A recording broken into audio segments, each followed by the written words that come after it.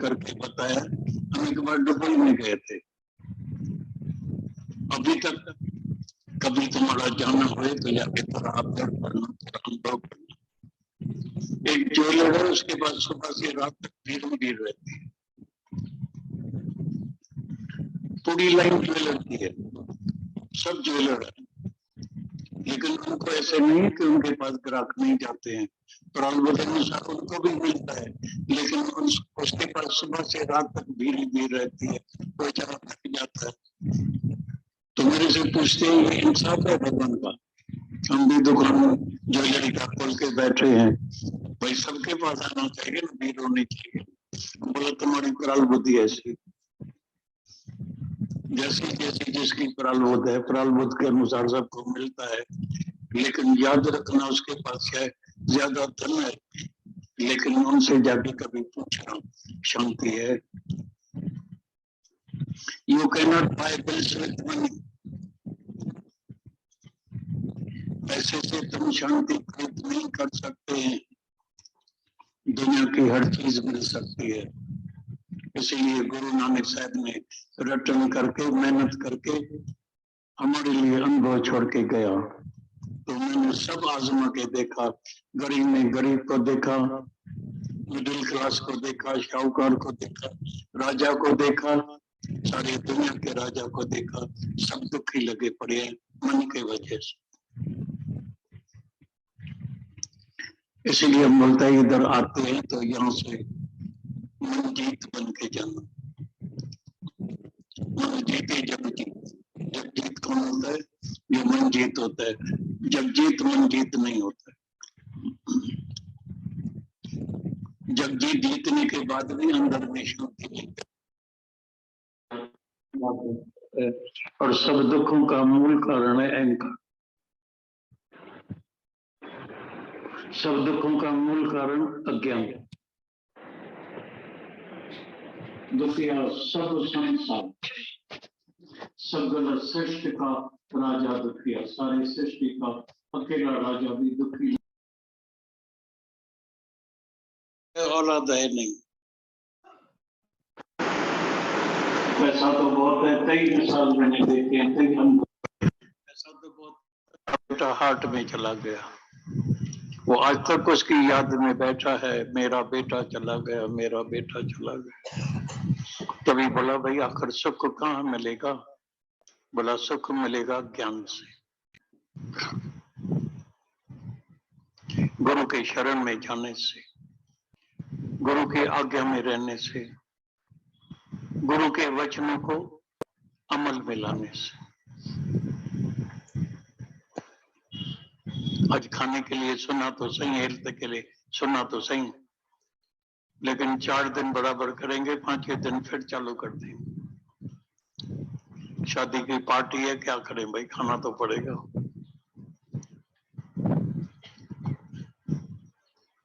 और हम देखते हैं किसी का भी कसूर नहीं है,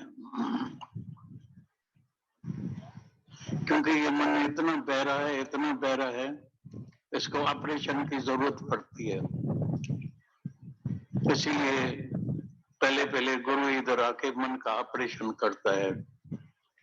जैसे कान बहरे हो जाते हैं तो सुनाई नहीं देता है, मन भी बहरा ही है। मत समझना जो भी कोई तुमको सुनाते हैं वो तुम्हारा मन सुनता है, मतलब की बात सुनते हैं। एक दिन एक बाप जाता था दुकान में, तो एक दिन बेटे ने बोला पिताजी आप कहाँ जाते हैं? बोला गुरु के पास, सत्संग में जाते हैं। बोला मेरी भी दिल है मैं भी सुनूं, सत्संग सुनूं। सत्संग सुना, सत्संग सुना तो दुकान में इतने ईमानदारी से काम करे, तो बाप ने बोला तुम पागल हो गया है क्या? बोला गुरु की वाणी चली, सत्य में चलना, ईमानदार होके चलना। बोला पागल, मैं अटकल का ज्ञान लेके आता हूँ, मतलब का ज्ञान लेके आता हूँ, जो मेरे मतलब का है वो मैं ले लेता हूँ, बाकी गुरु को ही देख के आता हूँ। यहाँ भी कई आते हैं अपने मतलब का ज्ञान लेके जाएगा, बाकी जो गुरु ने बोला वो तो मैं भूल गया। इसीलिए मैंने बोला ना तुमको पहले, मेरे को ज्ञान भी अच्छा लगता है, भगवान भी अच्छा लगता है, लेकिन माया भी अच्छी लगती है। लेकिन तुम्हारे अंदर में ज्ञान के बाद तुम्हारा विवेक जो अंदर बंद है, वो जब जागृत होगा तो तुम्हारे अंदर में वैराग वृत्ति पैदा होगी। विवेक के समय जितने भी कोई वैराग लेता है वो झूठा वैराग होता है, टूट जाता है। लेकिन जब विवेक जागृत हो जाता है तभी सच्चा वैराग हो जाता है, तभी तुमको माया अच्छी नहीं लगेगी। आएगी फिर भी नसीब से, प्रारब्ध से आएगी। तुम राजा भी बन जाएगा, बहुत शाहूकार भी बन जाएगा, लेकिन माया को कभी भी मिसयूज नहीं करेगा। नहीं तो पैसे से तुम ज्यादातर देखना, थोड़ा जीवन में अनुभव ही करना, ऐसे नहीं सिर्फ सुनना है, गुरु की वाणी सुनिए, अनुभव ही करना। हमारे बड़े दादाजी हमेशा कहते थे, गुरु जी कहते थे, money can only स्पाइल the man, money can not make the man. शराब कौन पीते हैं पार्टियों में? शराब कौन पिएगा? पैसे वाला। गैम्बलिंग में कौन जाते हैं? जुआ कौन खेलेगा? पैसे वाला। गलत कर्म कौन करेगा? पैसे वाला। औरत घर में बैठ रही है, धक्का खा रहे हैं, पैर खा रहे हैं, कौन करेगा? पैसे से, पैसे वाला। Money can only स्पाइल the man, money can not make the man. और फिर भी जो है मन जो है, सबके अंदर में एक लोभ रहता है, मेरे पास ना बहुत ज्यादा पैसा होना चाहिए। तुम कर्म करते हैं, धंधा व्यापार करते हैं, जो भी करते हैं, जितना तुमको मिलने का है वो मिलेगा। राजा जनक राजाई में बैठा है, गुरु मिल गया है, सब उसको बोलते हैं अभी तुम जंगल में चले जाओ, वन में चले जाओ, इधर मेलात में क्या कर रहे हैं? बोला मैंने मेलात कोई वन बना दिया, मेरी किसी में भी आसक्ति नहीं है, मेरी किसी में भी चैन नहीं है, मैं ऐसे रहता हूं जैसे सन्यासी वनवास में वन में रहता है, मैं वन में ही रहा पड़ा। कई सन्यासी उसके अंदर में शंका भी जागी, भाई बैठे हैं मेलात में तो अच्छी तरह से 36 प्रकार के भोजन भी खाते होंगे, ये भी करते होंगे। कईयों को शंका अंदर में आती थी। एक दिन सन्यासियों को बुलाया भोजन पर, और 36 प्रकार का भोजन रखा, हर प्रकार का जो भी स्वादिष्ट भोजन होते हैं, अच्छे होते हैं, सब रखा। लेकिन क्या किया, छत पर कच्चे धागे में तीखी तलवारें बांध दी। तो एक सन्यासी की जब खाना खाने लगा नजर पड़ी, बोला ये तो हवा लगेगी, तलवार गिर जाएगी सीधा हमारे कंधे में। ये राजा जनक ने खाने पर बुलाया है या मारने पर बुलाया है? धीरे धीरे खाना खाए नहीं, थोड़ा खा के, और सब भागने लगे, सब भागने लगा। तो सबने पूछा, स्वाद लिया, खाने का मजा लिया? बोला मौत याद आ रहा था, हमको लग रहा था डर में थोड़ा बहुत खा के और हम तो भाग के आ गए हैं, खाना तो अंदर ही पड़ा है, इधर पड़ा है। तो राजा जनक ने उनसे पूछा, तुमको मालूम हुआ, पता लगा? हम ऐसे ही रहते, मौत को याद करके रहते हैं। हम स्वादिष्ट भोजन नहीं खाते हैं तो खाया पिया, भोगा, सोया और मर गया। नहीं, हम एक ही काम के लिए आए हैं, मान खा दही मिली है सिर्फ एक काम के लिए, मान खा दही तुमको मिली है सिर्फ परमात्मा को पाने के लिए। विश्व रूप दर्शन करके लौटे हैं, तो विश्व रूप दर्शन के बाद तो हृदय भक्ति भाव से और भरता है और प्रेम में भीगता है। तो एक ये पुस्तक है, एक किस अनुभवों से भरी हुई, वहां कौशल्या माता उनको इश्क के अवतार के रूप में बोला गया है। इस पुस्तक की हैं 3-4 कॉपियां, मौका लगा करके जो भी इसमें इंटरेस्ट लेंगे तो उनको पढ़ने के लिए मिल सकती है या अपना ले सकते हैं इसको। इन्होंने भी अहमदाबाद क्षेत्र में बेहद निष्काम भाव से कार्य किया है। कार्य तो बहुत लोगों ने किया है, लेकिन एक बहुत समर्पित होकर कोई कार्य करता है जिनके भावों में हर क्षण दादा ही प्रकट होते रहे। अहमदाबाद क्षेत्र में कम से कम 8-10 धाराएं हैं सत्संग की, तो अलग अलग क्षेत्र में सत्संग होते हैं, लेकिन सबको पानी देने का काम, जब सबको पालने का काम, सबको माँ के रूप में के स्नेह देने का काम कौशल्या माता। और ये वही कौशल्या माता है जो पहले लखनऊ माल एवेन्यू में रहा करती थी, उसके बाद तो अहमदाबाद क्षेत्र में। कितना अंदर में ज्ञान को लेकर के डेडिकेशन होगा, दादा से, गीता भगवान से इनका इश्क रहा होगा, और बाद में सारे भाव इन्होंने अपने श्याम भगवान में प्रकट करके और श्याम भगवान को अपना सरताज बना करके इस कार्य को अंतिम सांस तक करते रहे। ना शरीर की परवाह की इन्होंने, अनेक अनुभव है इसमें। सब प्रेमी इतने भाव से भीग करके उनके लिए अनुभव लिखे हैं।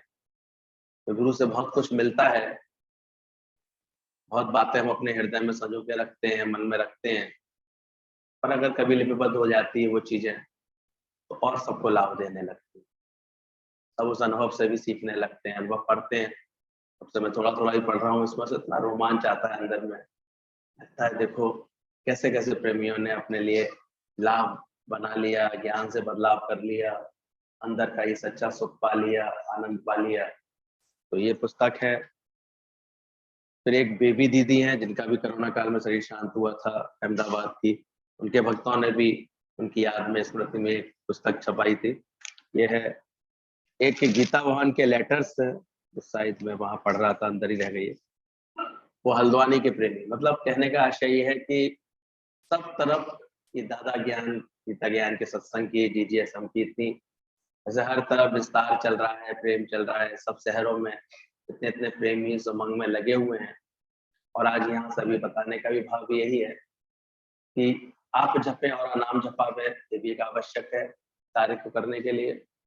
और फिर अपना स्वाध्याय भी, पठन पाठन भी, उसमें जब वृत्ति हमारी रहती है तो मन तो फिर एक ही है, इसका मन इधर लग जाता है, फिर जगत में नहीं जाता, जगत में नहीं जाता। तो ऐसे अनेक, ये किसी प्रेमी की तरफ से पहले अवतरण दिवस पर पढ़ा था ये, तो वो एक ये दादा के अवतरण दिवस के 16 सितंबर के गुण, उनके 16 अलौकिक कार्य दादा के द्वारा, उनकी कलाएं, इस रूप में प्यारा सा भजन इसमें पीछे, फकीरन सा प्यारा करके देखो यारी, इधर भी बाहर है उधर भी बाहर है, इसकी भी कुछ कॉपियां हैं। और एक जो है ये दादा के खुद हाथ से लिखा हुआ कुछ पॉइंट्स, जिसको किसी प्रेमी ने इतने सुंदर तरीके से बना करके दिया है, मौका लगा करके ये भी पढ़ेंगे। समय समय पर खोज चलती रहती है, अभी तो प्रिंटिंग टेक्नोलॉजी ये सब इतनी अच्छी हो गई है, तो एक भाव जरूर ये समझने का है कि कैसे अपने गुरु के याद में, प्रेम में सब लोग भीगे हुए हैं, कार्य में लगे हुए हैं, सब तरफ क्या क्या गुरु से मिला है वो अपनी झोलियां भरते रहते हैं। और फिर कभी कभी इतनी सुंदर सुंदर प्रस्तुति के रूप में, सेवा कार्य के रूप में सबको लाभ देने वाली चीजें मिल जाती हैं, सबको हम मौका लगा के पढ़ते जाएंगे। और इसी में शामिल हुआ है अपने फिरोजाबाद का एक सुंदर सा ये गिफ्ट पैक था, जो वहाँ सभी टीचर्स को मिला है, कपूर लैम्प का। ये मौका हमको मिला तो तुरंत तैयार हुआ, इसमें आप देखेंगे गौर से क्या लगाना है, थोड़ी देर बाद बंद कर देंगे, कपूर डाल दें।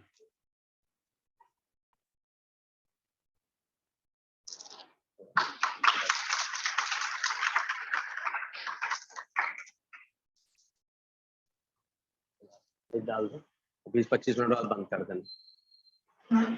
इसको थोड़ा प्रॉपर हैंडल करना हमेशा, जो इसमें आएगा। इसके अलावा हाथ प्रसादी में शुक्रानों का रूमाल, ओम लिखा हुआ रूमाल, मतलब कहने का आशय है कि कोई किसी शहर से, कोई किसी शहर से, सब को इस बार ऐसी उमंग थी, ऐसा भाव था, ऐसा प्रेम था।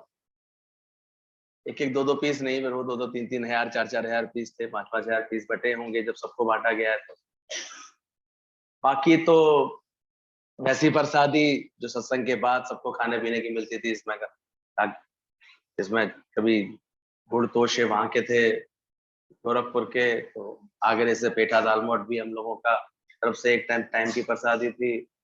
किसी ने घाघरा अहमदाबाद से बांटा, तो किसी ने अहमदाबाद की जो वहाँ की बांसवाड़े की मूंगफलियां होती हैं उसके अच्छे पैकेट, सब साल्टेड पैकेट, किसी ने जो है टिक्की का पैकेट के, तो कभी कभी बट रहा था जो है ड्राई फ्रूट्स का पैकेट, तो कभी किसी गोरखपुर की वो थी, गोरखपुर का था गुरुजी का बेकरी का बिस्किट का पैकेट, बड़ा सा अच्छा सा। मतलब इतनी उदारता और प्रेम से कार्य हुए हैं जो हम सबको एक मार्गदर्शन देते हैं। कितनी चीजों को तो मीरा भगवान की तरफ से बांटा गया, क्योंकि उन्होंने उसको बोला नहीं ये दादा के खुशी में हम अपने सहयोग से बांटेंगे, तो रुमाल बन के आए थे सारे, मीरा भगवान की तरफ से थे, तो शाम की प्रसादी। तो एक ऐसा संगठित सुंदर सजा हुआ, भावों से डिसिप्लिन से भरा हुआ, प्रेम से भरा हुआ, जो अब ऐसी प्यारी गिफ्ट की लेने से भी गौरवान्वित होते हैं अंदर से।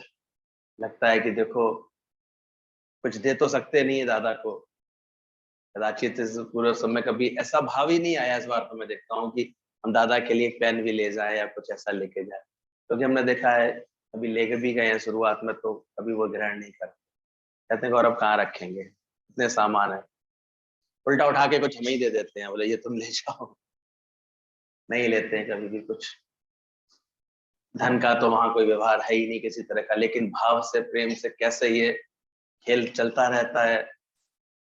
प्रेमी अपनी कुर्बानियां देते रहते हैं तन मन धन की, सहज में गुरु को भी इन सब से कोई लेना देना नहीं होता है। उनका भाव कभी इनसे कि कोई कर रहा है तो कोई अधिक है, नहीं कर रहा है तो कोई अधिक नहीं है, ऐसा भाव नहीं बनता। पर हाँ, भाव उमड़ते बहुत है लोगों के अंदर। ये गुरु का ही प्रेम है जो फिर निकलता है, और उनको अच्छा लगता है जब संगत की सेवा होती है।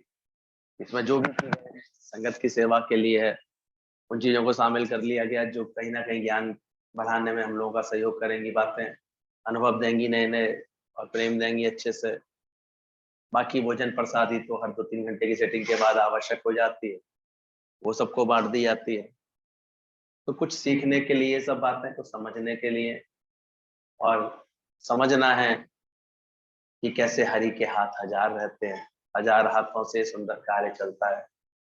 लक्ष्य सब बातों का एक ही है कि हम सबका जीवन ज्ञान में उन्नत बने, अच्छा बने, बलशाली बने, स्वस्थ बने, सब अपने स्वयं में स्थित हो जाए, आत्म स्वरूप में स्थित हो जाए। कल इसको थोड़ा पढ़ा था तो बहुत अच्छा लग रहा था, लग रहा है इसी को कंटिन्यू करते रहें। छोटे छोटे प्रेमियों के अनुभव हैं,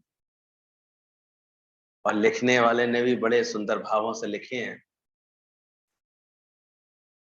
कैसे डैडी से किसी बॉम्बे के प्रेमी की भावना से दादाजी कहलाने लगे।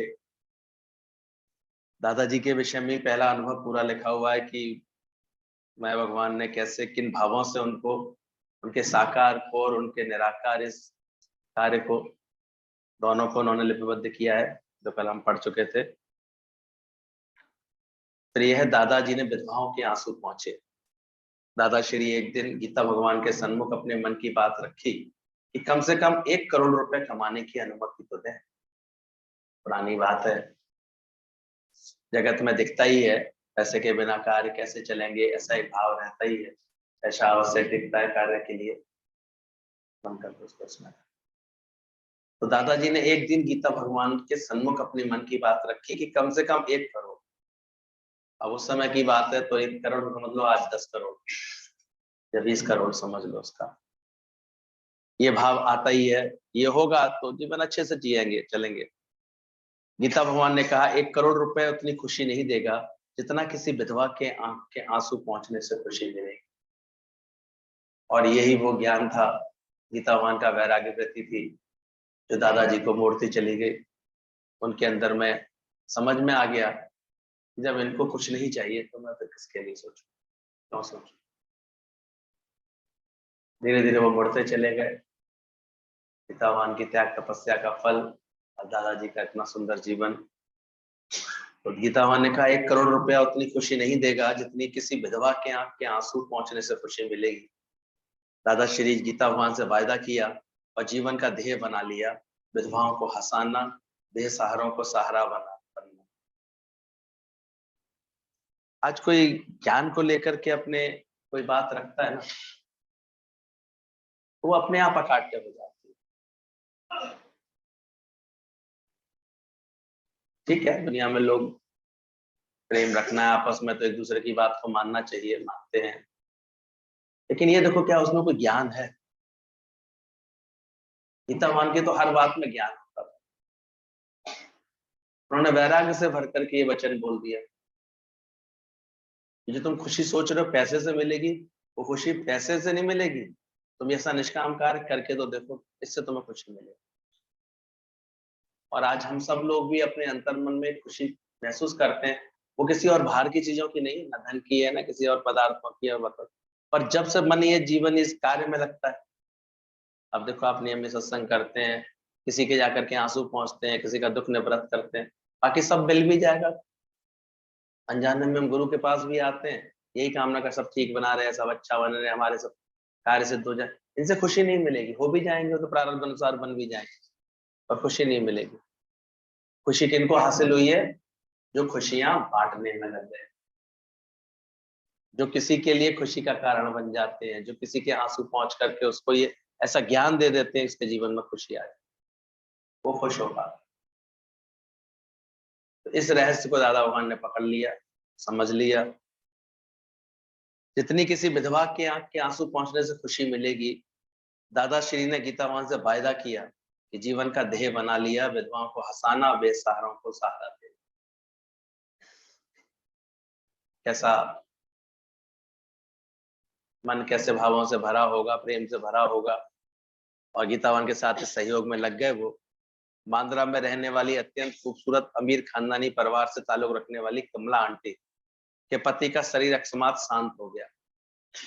कमला जी के खूबसूरत जीवन में घनघोर अंधेरा छा गया। जितना जब आसक्त होता है, माया की बहुत चकाचौंध महसूस करते हैं, तो प्रचारक कारण आने पर वो अंधेरा भी उतना अधिक होता है जीवन में। तो अंधेरा छा गया। हीरे जवाहरात माणिक गाड़ी बंगले दुख में धीरज का कार्य नहीं कर सके। उनके बेटे फिल्म इंडस्ट्री के मालिक थे, किंतु मां की वेदना कम ना कर सके। और ये सभी को लगभग अनुभव हो गया होगा, money can not buy bliss, से वो आनंद नहीं मिल सकता, दुख निवृत्त नहीं होता। पूज्य श्री दादाजी के संपर्क में आते ही उनके चेहरे पर मुस्कान आ गई, किंतु उन्होंने दादा से कहा वो सत्संग में बैठ करके सत्संग नहीं सुन सकेंगी, क्योंकि कई लोग उन्हें जानते थे, ये पॉपुलर हस्ती थी। तो बोले ये कैसे हो सकेगा, सत्संग तो हम ऐसे नहीं आ पाएंगे। दादा मान ने कहा कोई बात नहीं, जो समय आपको अच्छा लगे, ठीक लगे, उस समय आप आइए, भले इस भीड़ में ना आइए, आगे पीछे कभी भी मिलना हो आइए, ठीक लगे उस समय आप आइए। कौन होगा दुनिया का ऐसा गुरु जो अपने भक्त के लिए आराम का ख्याल ना रखकर भक्त को हंसाए, ज्ञान सुनाए। दादाजी ने वायदा किया कमला से, जब तक तुम्हें ना हंसाऊंगा मैं भी नहीं हंसूंगा। और धीरे धीरे परिवर्तन आने लगा, उनके चेहरे पर रंगत वापस लौटने लगी। दादाजी कभी उनको गार्डन में ले जाते, कभी भजन सुनाते, हंसते हंसाते उसको हंसना सिखा दिया। कमला ने भी सच्ची प्रीत अंत तक दादा से निभाई। दादा भगवान के दो शब्द शुक्राना, मुस्कुराना, जीवन में लगातार लगाकर वो संसार से तर गई। शरीर के कष्ट होते हुए भी उनके लबों पर एक ही नाम था, दादा दादा। ऐसे अनेक छोटे छोटे से अनुभव, लेकिन जितने सच्चाई से अनुभव किया है उन्होंने लाभ भी देखा, इस चीज को पाया अपने जीवन। और ये निष्कामता ही है दादा भगवान की, जो जब आ जाता ना गुरु के अंदर, वो किसी के लिए भाव, दूसरा भी भाव रख रहा होता है, इसमें दोनों अलग अरस परस बात होती है। केवल हम इनको पढ़ करके सोचे हैं कि हमारे संग तो ऐसा हुआ नहीं, ऐसे नहीं हुआ। भाव का खेल होता है सारा। भाव वाले पावेंगे दर्शन तेरे। उन्होंने भी ऐसा भाव रखा होगा, ज्ञान के लिए ऐसी लगन दिखाई होगी, तभी तो गुरु के मुख से निकला कोई बात नहीं, तुम्हें जब दिल करे तब आ जाए। लेकिन ये ज्ञान की करुणा है कि I want to be happy but I want be happy till I make you happy. तो शुरू से जो भी गुरु के सच्चे सिपाही हैं वो इसी कार्य में लगते हैं कि जब तक पूरी खुशी ना दे दें किसी के चेहरे को, किसी के मन को, पूरी तरह ज्ञान ना समझा दें। खुशी कोई बाहर की नहीं है, जब उसके अंतर मन में ज्ञान सज जाएगा तो वो कैसे खुश होने लगे, समझ जाएगा, ब्रह्म सत्य हो जाएगा, जगत मिथ्या हो जाएगा। खुश हो जाएगा उसका दिल। और तो ऐसे निष्काम भाव से दादाजी ने कार्य किया। भक्तों की याद पर आता जरूर हूं। अर्जुन के लिए भीष्म पितामह की प्रतिज्ञा लेने पर कृष्ण विचलित होते। हम सभी जानते हैं भीष्म पितामह ने प्रतिज्ञा ली कि मैं जो है कल अर्जुन का वध कर दूंगा। तो अर्जुन तो निश्चिंत होकर के सो रहे थे, कौन विचलित हुआ था?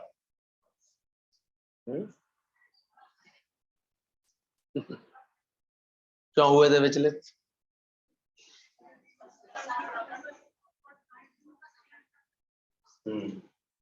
इस बात को पहचान, जब समर्पण होता है शिष्य का पूरा, तो अब सारा भार किसके ऊपर आ जाता है? गुरु के ऊपर आ जाता है। अंत में जाते जाते जब भीष्म पितामह ने इतना शानदार प्ले दिखाया था उनको,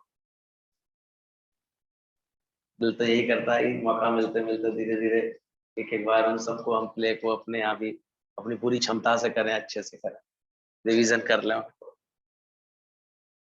इतना अच्छा था, एक एक वर्ड्स इतने सुन करके वो बोल रहे थे। वो अंत में उन्होंने इतना अच्छा भाव रखा भगवान के लिए, बोला कि आप मेरी मति, मेरी पुत्री से विवाह कर लें, इसको अपना लें, इसको अपना बना लें। ये चंचल है, ये भटकने वाली है, लेकिन आपके आश्रय में रहेगी तो ये सुरक्षित रहेगी, मुझे विश्वास है। ऐसी भावना के साथ उन्होंने भगवान अपने प्राण त्यागे। अंत में क्या है, जब इस भावना के साथ प्राण त्यागे तो भगवान को भी घोषणा करनी पड़ी कि तुमने मेरे मत को ठीक से समझा है। अंत मति साईं गति, अंत में जब तुमने मेरे को ये मत अर्पण कर दी है, तो अब तुम्हारा जो तुम जब मेरे में समा गए तो जो मेरी गति है वो तुम्हारी सदगति का भगवान आश्वासन दे देते। और यहाँ तो गुरु जीते जी ही सारी मति किसमें लगवा देता है। अब ये कार्य हुए होंगे तो कितना पुरुषार्थ जिन्होंने भी किए होंगे, लिखे होंगे, लगे होंगे, सालों से मेहनत चल रही है। ये 1 साल पहले ये मैसेज आया था कि जिसको भी अपने अनुभव लिखने का, बताने का दिल कर रहा है तो वो लिख के भेज दें। जागरूक होंगे, उन्होंने भेजे होंगे तो वो उसमें से भी छांट छांट करके उसको भी अच्छे शब्दों में लिख करके किताब में आए, आगे भी आते रहेंगे, भेजते रहना, क्योंकि अनुभव का ज्ञान है। एक अपने अनुभव से बात करता है ना, उस बात का प्रभाव ज्यादा अच्छा होता है। बाकी हम कोरी केवल बैठ करके ज्ञान ध्यान की बातें सुनाते रहे तो वो इतना असर नहीं छोड़ता। प्रैक्टिकल किसी को देखते हैं कि हाँ इसने देखो मोह को जीता तो उसका जीवन कितना भला है, इसने क्रोध को हराया तो कितना सुख पाया, कैसे इसने अपने जीवन को बदला तो उसको आनंद मिला। तो एक एक विधवा का जीवन हंसा दिया, खुशी से भर दिया।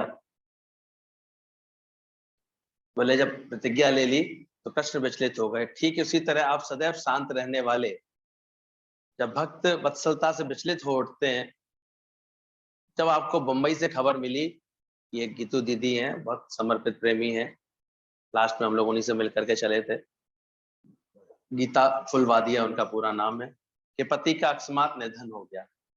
वह स्वयं तो ज्ञान में स्थिर थी, स्थिर थी, उनकी अडोल थी, किंतु दादा भगवान भक्त वत्सल प्रतिपल उन्हीं का चिंतन करते रहे। आप उस समय जयपुर पहुंच रहे थे, जब गाड़ी में थे जयपुर जा रहे थे दादाजी। दादाजी हमेशा प्रवास में रहते थे, कभी किसी शहर के प्रेमी उन्हें खींचते रहते हैं, और पता नहीं कब घोड़ा के शहर की तरफ मुड़ जाता था उनका। बीच में तो ये जैसे ही ऐसे बदलते थोड़ा थोड़ा समय होता तो सब जगह पुकार शुरू हो जाती थी। उसी में लखनऊ का भी सिलसिला था कि हर साल 1.5 साल बाद 2 साल बाद आ ही जाते थे वो लखनऊ। फिर हम लोग दौड़ के दादाजी से मिलते थे जा करके। तो ये दादाजी उस समय जयपुर जा रहे थे, रास्ते में एक खबर मिली कि उसके गीतू के पति का शरीर शांत हो गया है। दादा भगवान का भक्त वत्सल प्रतिपल उन्हीं का चिंतन करते रहे। आप उस समय जयपुर पहुंच रहे थे, जयपुर में स्वागत की तैयारियां हो चुकी थी, प्रेमी आपके इंतजार में थे, किंतु आपका हृदय तो गीतू के पास था। भीतर ही भीतर आपने उसे शक्ति भेजी, इतनी शक्ति की पति का पार्थिव शरीर पृथ्वी पर रखा है, किंतु उसने भजन गा करके, 7 जिनके सदगुरु हैं वो कभी नहीं गिरते हैं, ऐसे भजनों के साथ उनको विदाई दी। सभी का हृदय झकझोर कर रख दिया। यह है ज्ञान का प्रत्यक्ष फल। फिर आपने तुरंत मीरा भगवान को मुंबई भेजा। फिर 20 दिन के भीतर ही दीप्ति जी को अपने माउंट आबू बुला लिया। जयपुर से फिर माउंट आबू निकल जाते थे दादाजी, मार्च अप्रैल का ही महीना होगा। माउंट आबू बुला लिया। बाहर से आप शांत रह करके भी भीतर अपने भक्त को शक्ति देते हैं। बेमिसाल हैं आप दादाजी, बेमिसाल। एक एक प्रेमी के को कैसे मन को गिरने नहीं देता है गुरु, फिर चढ़ा लेता है।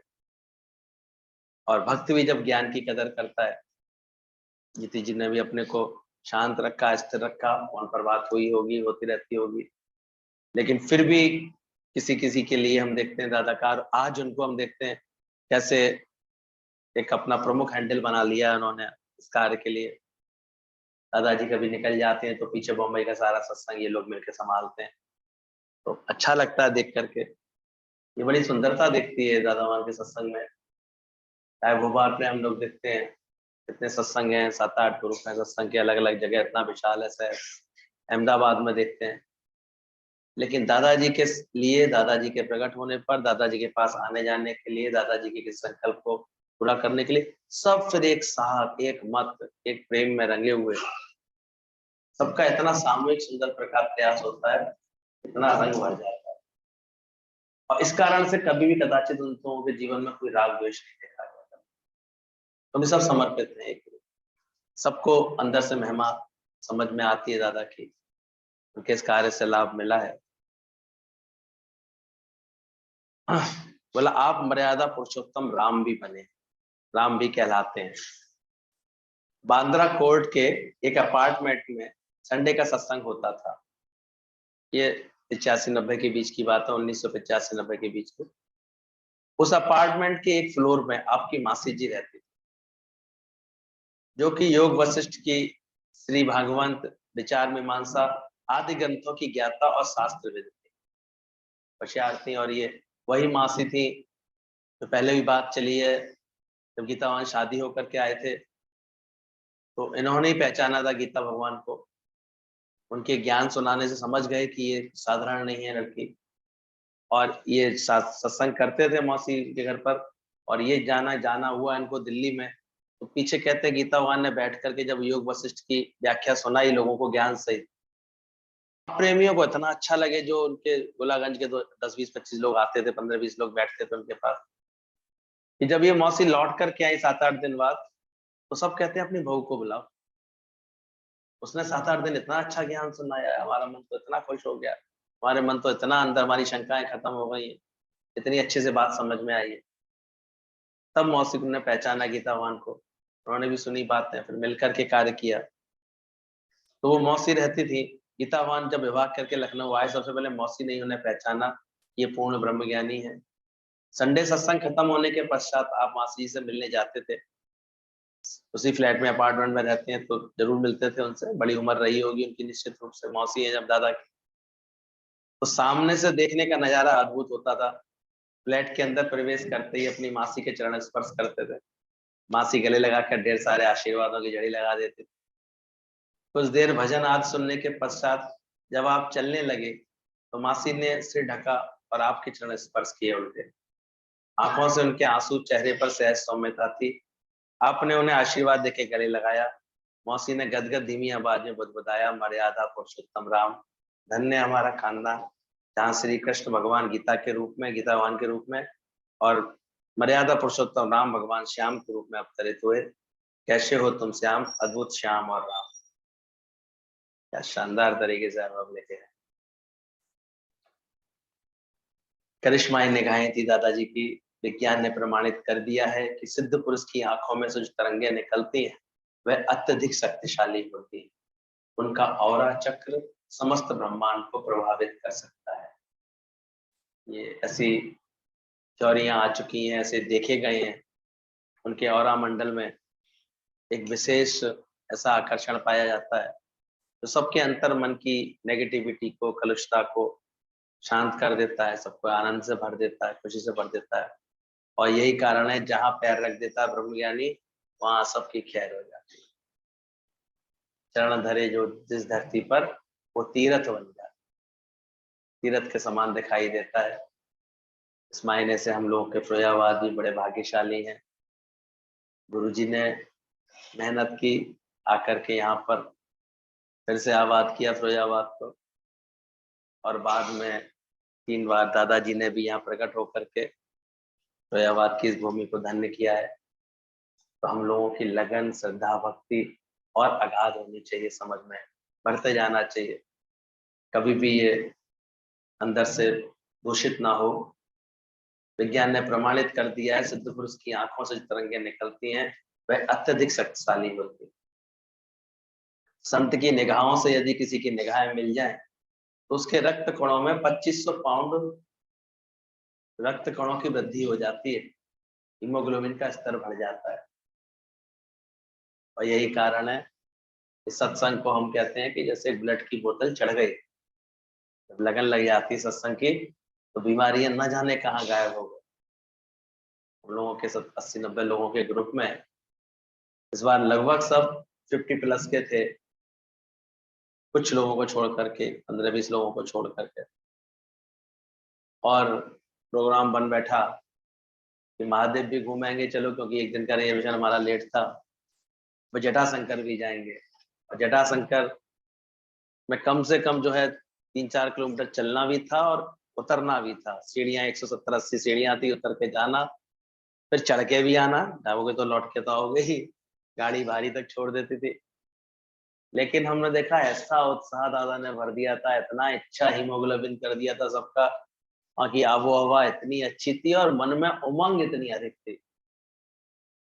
जब 18 तारीख को दादाजी से मिल करके हम लोग इतने उमंग में झूमते हुए, सोच भी नहीं सकते थे। संजय भैया ने अनुभव सुनाया उस समय, जब बच्चों के संग अपने घर वालों के संग आते ना, तो भैया यही कहते, अरे बैठो तुम नहीं जा सकते, बहुत जो सीढ़ियां हैं चलेंगे, हम ही नहीं जा पाएंगे, तुम क्या जाओगे, ऐसे करके वो हमें रोक देते। लेकिन भैया आप क्या प्रेम प्रेम में खींच करके सबके सब पहुंच गए नीचे तक। और नीचे जो जटाशंकर का सुंदर दृश्य देखा, और उसमें वहां पानी भरा रहता है, उसमें सबके पैर गए तो सारी थकान जाने कहाँ छूमंतर हो गई। और फिर तो जैसे पैर लग गए, सब ऊपर तक दौड़ के चले गए। तो कहाँ सारी थकान, पैरों के दर्द, सारी बात उमंग में बस गाते बजाते प्रेम में, एक ही लक्ष्य होता है बस, गुरु का साथ है इतना प्यारा, भूल गए ये जग सारा। तो ये सारी बातें ये बिल्कुल सत्य हैं, क्योंकि निगाहें किससे मिला के गए थे? ब्रह्मज्ञानी गुरु से जब निगाहें मिलती हैं तो 2500 पाउंड रक्त कणों की वृद्धि हो जाती है, इतना हीमोग्लोबिन का स्तर बढ़ जाता है। आश्चर्य है कि जब आप सत्संग शिविर में प्रवेश करते हैं तो प्रत्येक व्यक्ति की निगाहें आप पर होती हैं, और आप सहज ही चारों तरफ अपनी निगाहें घुमा करके सबको ऐसे निहार लें, एक कोई झलक लाखा दी महाराज। और अंत में ऐसा लग रहा था जैसे दादाजी ने पूरी तरह से तृप्त कर दिया। तब 2 मिनट जब हम भजन गाते रहे और दादाजी से पूरी आंखें मिलती रही, प्रेम से भजन सुनते रहे, मौका मिला तो चरण स्पर्श भी कर लिया थोड़ा सा नजदीक जाके, वैसे नजदीक आने नहीं देते थे वो, लेकिन हम देखते थे कि कैसे, और ऐसे बिल्कुल ऐसा लग रहा था जैसे कि सामने कोई मसीहा खड़ा है, कोई गुरु नानक खड़े हैं जैसे, या समझो तो साईं बाबा खड़े हुए हैं। लेकिन इन सब से भी परे हैं हमारे दादा। आश्चर्य है, सत्संग शिविर में प्रवेश करते हैं तो चारों ओर निगाहें देख घुमा करके देखते हैं, मानो जगत का प्रतिपालक विष्णु भगवान संबंध ब्रह्मांड का मुआयना कर रहा हो। लिखने वाले के भी थैंक्स हैं, शब्दों को ऐसा चयन किया है कि भाव भक्ति और प्रबल होने लगते हैं। प्रत्येक को लगता है कि आप उसे ही देख रहे हैं। निगाहों में तासीर ऐसी है कि जिस पर भी नजर डाली है वो हो गया ख्यालों से खाली है। होना है ख्यालों से खाली, तो डलवा लो नजर, जिस पर भी नजर डाली है वो हो गया ख्यालों से खाली। जहां वेद शास्त्र शब्द कार्य नहीं करते, वहां आपकी 2 निगाहें भीतर दिल की भावना से भिगोकर मन में शीतल और विचारों से पवित्र कर देती हैं। नजर गुरु की जिस पर हो जाए, बंदे से वो तो एक एक वचन जैसे सार्थक होता है, एक एक भजन का शब्द, एक एक दादा का वचन सार्थक होता दिखता है गुरु से मिलने के बाद। जग का उद्धार करने तारणार आए हैं। दुबई में शंकर मामा जी की बहन मोहिनी रहती थी। दोनों गुर्दे खराब होने के कारण उनका स्वास्थ्य काफी नासाज चल रहा था। तो हम लोगों के सामने की ही बात है, जब दुबई दादाजी गए थे, वे डायलिसिस पर चल रही थी काफी समय से। वह शरीर से भी मोक्ष चाहती थी। जब तक अत्यंत अस्वस्थ हो जाता है तो मन भी देह को छोड़ने की तैयारी में लग जाता है। उन्होंने दादा श्री से विनती की कि जो मुंबई नहीं आ सकती है कि वो तो दादा भगवान प्रेमियों सहित दुबई आ जाए। वे दादाजी का दर्शन कृपा दोनों ही चाहती है। ऐसा जब उनका आग्रह हुआ, देखते हैं फिर दादाजी का सहज प्रोग्राम बना और उस काफले में हमको भी शामिल कर लिया गया। 200 लोग करीब गए थे। ऐसे सहज में दादाजी के साथ दुबई घूमने का मौका मिला था। अंततः उन्होंने इतना हट किया कि मुझे मुक्त करने आपको मुंबई आना ही पड़ेगा। भक्तों पर भीड़ पड़ी, मैं नंगे पांव आ। दादाजी और प्रेमियों ने उनकी भावना को देखा। वह नजारा भी अद्भुत था। मोहिनी आंटी को डायलिसिस के लिए अस्पताल जाना था। उस समय सत्संग चल रहा था। याद है, उनको व्हील चेयर पर लेकर आए थे उनके बच्चे लोग। नाती खड़ा था उनका, एक दो लोग और खड़े थे। वह जाने के लिए उठी, किंतु दादाजी से मिले बिना कैसे जाए। आशीर्वाद बिना वह जाना नहीं चाह रही थी। वो नीचे कुर्सी पर थी, दादा ऊपर स्टेज पर थे, सत्संग चल रहा था। सीढ़ी वो चढ़ नहीं सकती थी, किंतु 2 पल दूर खड़ी दादा भगवान को देखती रही। आंखों में उनकी अश्रुधारा निकल रही थी। कुछ कदम आगे बढ़ी जाने के लिए अचानक दादा भगवान खड़े हो गए और आवाज देकर के कहा, मोहिनी रुक जाओ, तुम ऊपर सीढ़ी चढ़कर नहीं आ सकती हो और मैं तो नीचे आकर के तुमसे मिल सकती। तो याद है वो नजारा, सारी संगत अवाक रह गई, ये नजरों से देखती रह गई। भगवान भक्त से मिलने चल पड़े नंगे पांव, चरण पादुकाएं पीछे ही रह गई थी।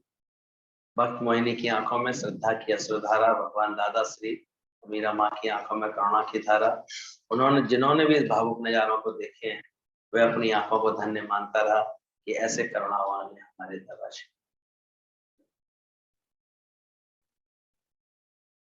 गुरु की स्तुति से ही सही स्थिति बनती है। जिन्होंने भी इतनी स्तुति के भाव से सब बातें लिखी हैं, महसूस की हैं, सोचो उनकी स्थिति क्यों नहीं इतनी अच्छी है। दादा का वचन ही यही है, तेरी कोई झलक लाखा दीन नरज।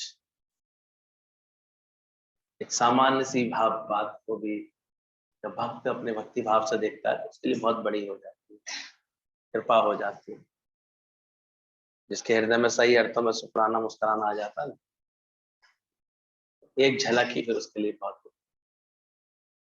और नहीं तो फिर ऐसे भी हैं लोग, इतना इतना गुरु से पाने के बाद भी, मिलने के बाद भी, इतनी रहमत बरसने के बाद भी उनका बेशुक्रिया बंदा तो बेजार, वो खुदा से बेजार रह जाते, दूर ही रह जाते जैसे। और एक जो गुरु की कृपा को महसूस करता है, समझता है, मानता है, उसके लिए बहुत कुछ हो जाता है। ऐसे कागज का टुकड़ा मानो तो 2000 का नोट, कितनी कीमत बढ़ जाती है उसकी, सोचो। तो ये भाव के खेल है सारे। ये तो दृश्य हमारे सामने का ही है, फिर से याद आ गया जब इसको पढ़ा तो। भगवान श्री कृष्ण अर्जुन के रथ के सारथी बने, अर्जुन को निर्भर किया। हम सभी जानते हैं, भागवत में सबने पढ़ा है, प्रत्यक्ष देखा भी है। 2003 29 अप्रैल बड़े दादा भगवान का निर्माण दिवस था। सभी प्रेमी उमंग रख करके मुंबई की तरफ आ रहे थे। सम्मिलित होने आ चुके थे कई शहरों के। महाराष्ट्र पुणे से 2-3 गाड़ियां सुबह 4 बजे चल दी, जिनमें से मुंबई 8:30 पर महानिर्माण दिवस में शामिल हो सके। 3-4 घंटे का रास्ता है पुणे से आने में। 2-3 गाड़ियां निकल पड़ी। रास्ते खाली थे, गाड़ियां तीव्र गति से चल रही थी। रफ्तार अधिक होने के कारण राह में एक गाड़ी अपने को संभाल ना सकी और किनारों पर लगी लोहे की रेलिंग को तोड़ती हुई दूसरी तरफ ऐसे पहुंच गई। कहते हैं शायद ड्राइवर को झपकी लगी थी या फिर ऐसा हुआ था, डिसबैलेंस हुआ, वो अचानक एक गाड़ी के साथ ऐसी दुर्घटना हुई और उसमें सवार थे, हम सभी जानते हैं, प्रमुख रोमा दीदी, गंगा जी, रीमा जी, वो भी जो है सत्संग का कार्य करने वाले पूना में दादा भगवान का, ऐसे लोग थे। दर्दनाक था मंजर, चारों तरफ रक्त ही रक्त की धारा थी, लथपथ शरीर वीर जवानों के।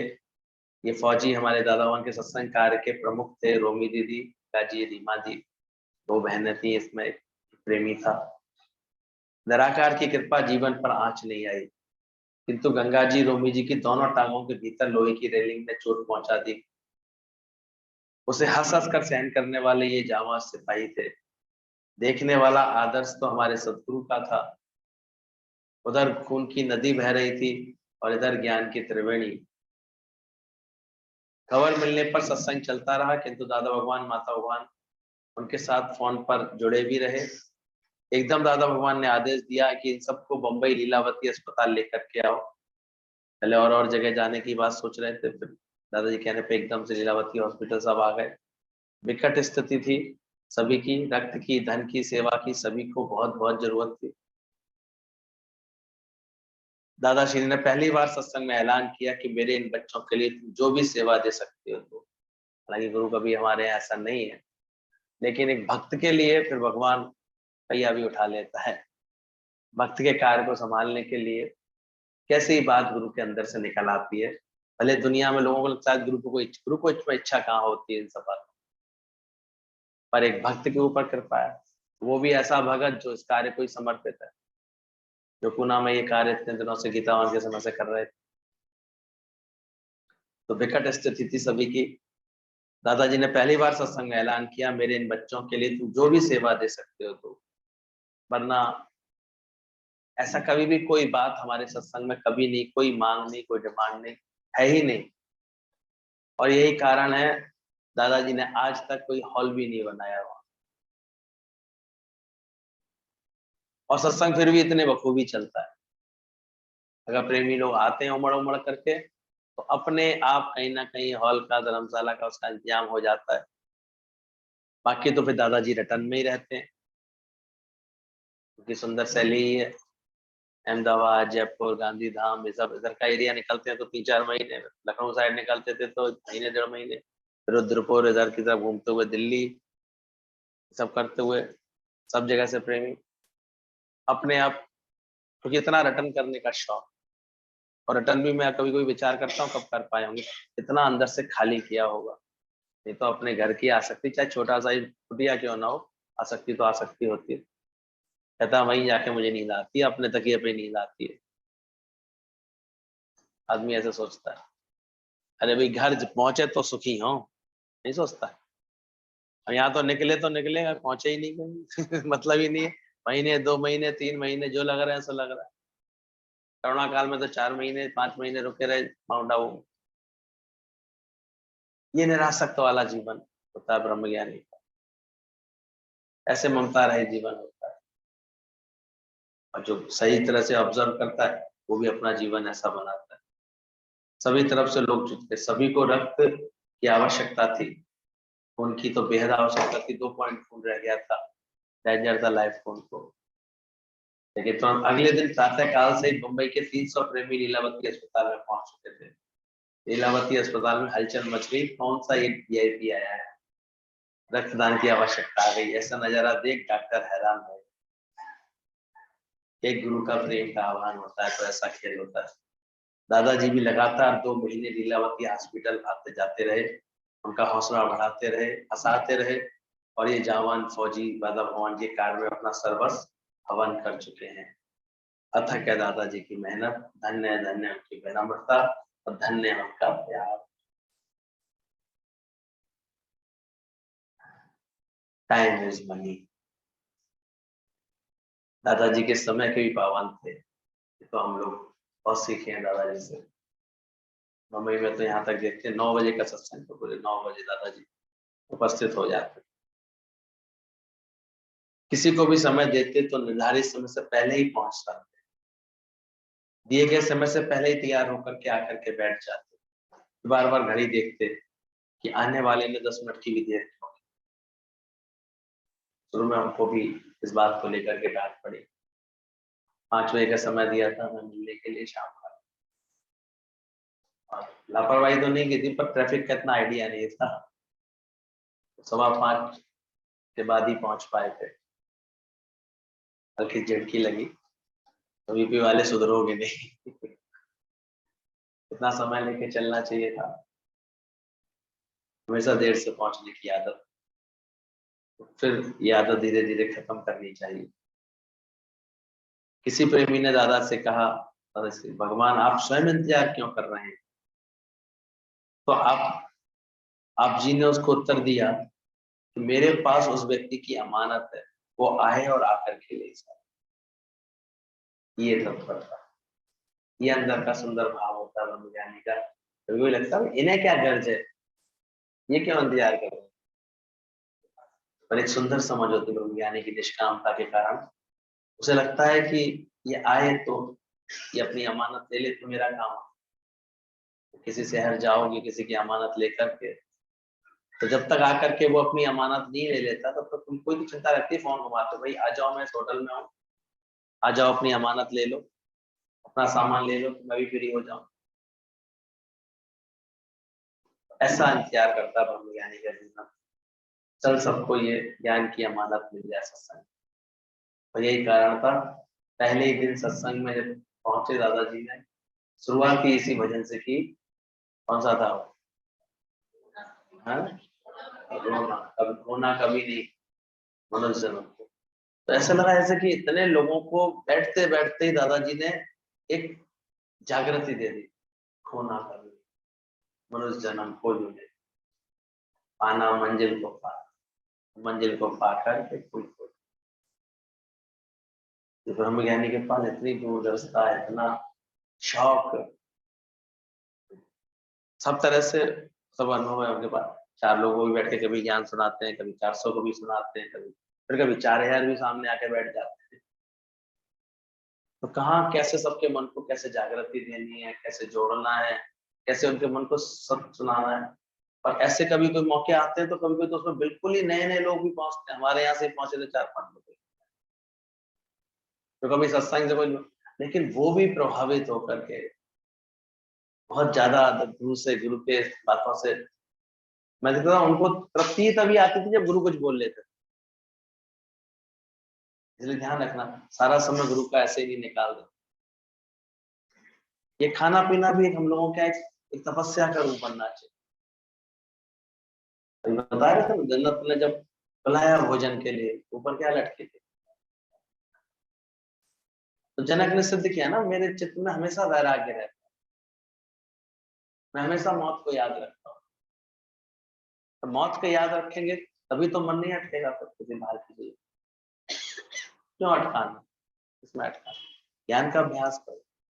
कभी कभी हम देखते हैं कोई बुला रहा है, अब वो ज्ञान भी नहीं आ पा रहा, विचार सत्संग ही नहीं आ पा रहा, तो उसका तो बेकार हो गया बुलाना। गुरु को क्या कोई खाने पीने का शौक है?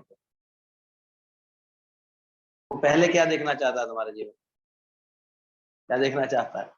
सत्संग की कैसी लगन, ज्ञान का कैसा शौक। कोई दूरी है, कोई बात है ऐसा, तो बात अलग है, लेकिन हाँ पहले अपने सत्संग का शौक दिखाओ, ज्ञान में बना हुआ जीवन दिखाओ। और ये सब खाना पीना भोजन, ये वहां देखा भोजन प्रसादी का इतना साधारण रूप था, सरल रूप। ठीक है, एक आवश्यकता है, पहाड़ी पर थे, कहीं पर होटलों का खाना खा करके सबका स्वास्थ्य बिगड़ सकता था, और फिर मामा जैसे उदार चित्त जब अपनी भावना से कार्य करवाते थे, तो इसलिए वहां एक सेटिंग बना दी है। और उसमें भी हम देखते हैं कि गुरु तो जाने कब खाएंगे, आगे भक्त पहले भूल आते हैं। कार्य को इतने अच्छे से करें कि वेस्टेज भी ना हो, व्यर्थ का दिखावा भी ना हो, व्यर्थ का उतावलापन भी ना हो। समझदारी से पूछ के, सही अनुमान लेकर के, सही भाव रख करके उस कार्य को करोगे, वैराग्य भाव के साथ कार्य को करोगे। नहीं तो हम कभी कभी देखते हैं इन्हीं सब चीजों में समझ लेता है खुशी है, खुशी है, खुशी काहे की है? खुशी तो एकमात्र अपने को आत्मा जानने में, और कुछ आत्मा बिन हर गाल को दिल से सदा नाकार। बाकी तो गुरु की मर्जी है, वो प्रेम तो देता ही रहता है। उसका प्रेम है भी सच में केवल हमारे जीवन को बनाए, जीवन हमारा अच्छा बने, मजबूत बने, निष्कामी बने, कहीं पे तुम जाने के योग्य बन सको, कहीं पर गुरु तुमको भेज सके तो तुम जा सको, इतना मजबूती से कार्य कर सको, इसमें गुरु को कुछ नहीं। आप जपे और नाम जपा, तो अपनी इन शक्तियों को बढ़ाओ अपने, तो ऐसी अथक मेहनत होती है। तो समय के पावन दादाजी बोलते हैं उस व्यक्ति की अमानत है मेरे पास, वो आकर के ले जाए। यदि आपका शुक्रिया कोई अदा करता तो आप कहते ये तुम्हारी अमानत है, तुमने ले ली, इसका थैंक्स की क्या बात। ये भी नहीं चाहिए ब्रह्मज्ञानी लोग। स्वामी रामकृष्ण परमहंस की बात है, आप एक दिन कहने लगे मैं अब खाली हो गया हूँ, सभी अमानत लेते जा रहे हैं, समय व्यर्थ की बातों में हंसी मजाक में नष्ट करना आपको पसंद नहीं आता। और ऐसे ही स्वभाव हम देखते हैं, उनके जितने भी चढ़े हुए बच्चे हैं सबका भी यही स्वभाव। कोई व्यर्थ की चंचलता, फालतू हंसी ठट्टा नहीं। और हम देखते हैं कि कितने लोगों के 100 लोगों के ग्रुप, 50 लोगों के ग्रुप, 200 लोगों के ग्रुप, वहां पे मनोरंजन के लिए नहीं, सब गुरु को समर्पित, गुरु के लिए गए, कुछ ज्ञान का लाभ लो। समय की पाबंदी ऐसी, जब आप रास्ते से गुजरते तो राहगीर दुकानदार आपसे घड़ी मिलाते कि दादाजी मॉर्निंग वॉक पर जा रहे हैं, जरूर 5:45 का टाइम हो गया, ऐसे टाइम। कितना जीवन सादा है प्रेम में। समय पाबंदी में आप महात्मा गांधी की जीवित मिसाल है। हर महात्मा गांधी का भी ऐसे स्वभाव, घड़ी चुपचाप छोटी सी जगह थी, बिल्कुल टाइम से निकलते, हर काम टाइम से होता। आप जागर्स पार्क में नित्य की तरह टहलकर बेंच पर आंखें बंद करके ओम साधना में बैठे थे।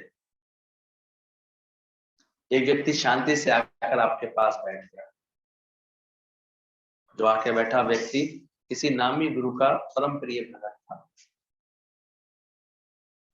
तो अंदाजा था ये आते, ये भी सत्संग करते, उसके बाद निकट आके बैठ गया। वह आपका दीदार करके निहाल हो रहा था। जैसे ही आपने नेत्र खुले, दादाजी भी शांत मुद्रा में बैठे, मुद्रा में बैठे हुए थे। सामने व्यक्ति पर आपकी नजर पड़ी, आपने मुस्कुरा कर उसे देखा और आपने उससे कहा आपका क्या प्रश्न। प्रेम से दादाजी ऐसे बोले। अमुक व्यक्ति आश्चर्यचकित रह गया, इन्हें कैसे जानकारी हुई, कोई प्रश्न लेकर आया। ये देखा गया है ब्रह्मज्ञानी का दिल मन इतना खाली होता है, इतना शांत होता है कि तुम्हारे मन में क्या चल रहा है तो ब्रह्मज्ञानी को पता लगे। उसके अंतर मन में वो संकल्प एकदम आ जाए, बात आ जाती है। इसलिए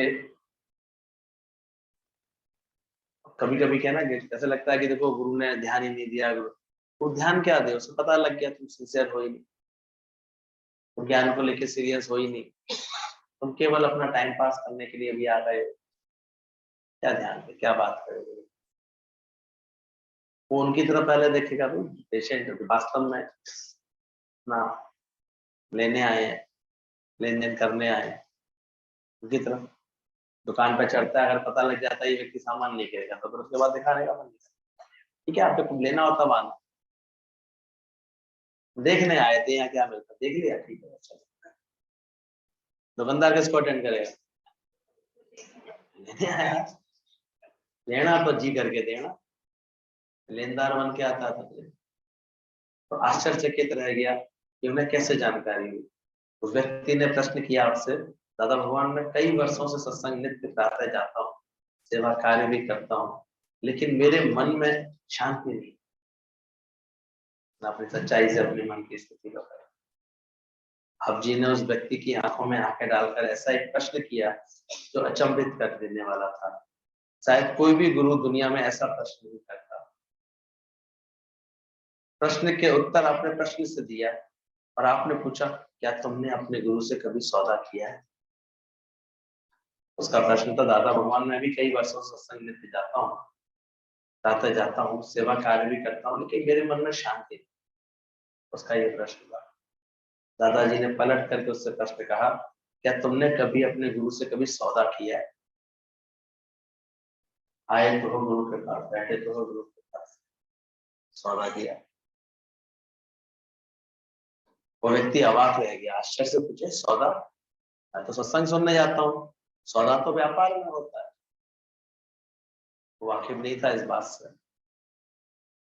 आप श्री ने उसे समझाया, गुरु से सौदा करना होता है, सौदे के बिना ज्ञान नहीं होता। दादाजी ने उसको एक सही राह दिखा दी पहली ही बार में कि तुम भले गुरुओं के पास जा रहे हो, किसी भी गुरु के पास जा रहे हो, पर क्या वहां बैठ करके तुमने सौदा किया, कुछ लेन देन किया?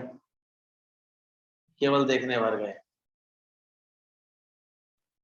सौदे के बिना ज्ञान नहीं लगता। सौदा अर्थात मन का लेन देन, विचारों का आदान प्रदान। उस व्यक्ति ने उत्तर दिया, हमारे गुरु के पास तो इतनी भीड़ होती है, तो वहां प्रश्न कैसे करें, वो तो मेरा नाम तक नहीं जानता। अब भीड़ गुरु में तो यही होता है, अब कौन जानता है किसी का। और हम देख रहे थे करुणा वहां पर मीरा भगवान की एक एक शहर को याद करने की कोशिश कर रहे थे, एक एक प्रेमी को निगाह से उसकी तरफ देख भी रहे थे और सबको एक दे रहे थे। हालांकि जब इतनी भीड़ होती है, अलग से अलग अलग मिल नहीं सकते हैं, लेकिन उन्होंने बड़ी करुणा से ये बात बोली थी कि मेरा तुम सबको मैंने देखा है, सबसे सबके लिए प्यार है, सबके लिए आशीर्वाद है। अब ये संभव नहीं है कि एक एक अलग से मिल सके या दादाजी से अलग से मिल करके मिलवा सके। हाँ, ऐसे अगर किसी को भावना है, हमारा आशीर्वाद यहाँ सबके ऊपर है, सबसे हम मिले हैं, सबको हम देख रहे हैं, सबको पहचान रहे हैं। कुछ कुछ शहरों के नाम लेकर के बोलते गए वो।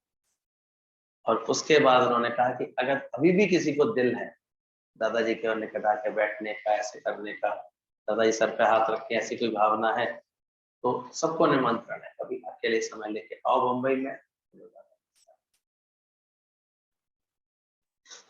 अब लगा कि देखो यानी कितनी करुणा से बात कर, कैसे सही समझ देते हैं। तो आपने उसको बोला, क्या तुमने दादा से सौदा किया अपने गुरु से? उसे समझाया कि गुरु से सौदा करना होता है, सौदे के बिना ज्ञान नहीं लगता। सौदा अर्थात मन का लेन देन, विचारों का आदान प्रदान। व्यक्ति ने उत्तर दिया, इतनी भीड़ में कहाँ प्रश्न कैसे करें, वो तो मेरा नाम तक नहीं जानता। तो आपने समझाया, ब्रह्म ज्ञान होता है संवाद, एक से एक। ज्यादा भीड़ में ज्ञान होता है, ब्रह्म ज्ञान नहीं समझना। जब भीड़ बढ़ने लगे तो समझना वहां ब्रह्म ज्ञान नहीं रह गया। इसलिए हमारे यहाँ पर एक स्वस्थ परंपरा चल रही है, एक एक फिर आप समान होता जाए और बढ़कर के इस कार्य को करता जाए, तो वो संभालेंगे। आप जपें और नाम जपा लो। ब्रह्म ज्ञान होता है एक संवाद, ज्यादा भीड़ में ज्ञान नहीं होता, ब्रह्म ज्ञान होता है, ब्रह्म ज्ञान नहीं होता है।